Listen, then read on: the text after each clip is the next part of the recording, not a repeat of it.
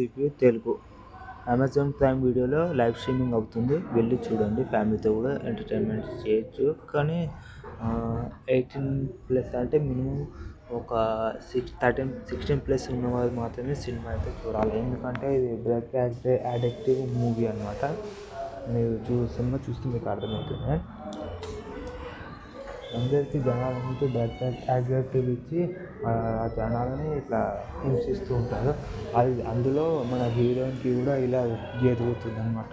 దాన్ని ఎలా ఫేస్ చేసింది, నార్మల్గా మనిషిగా మారాలంటే ఎలాంటి ఇబ్బందులు రికవరింగ్ అవుతుందో అవి చూసి ఎలా సినిమా మీరు చూడండి, మీకే ఒకసారి నచ్చుతుంది.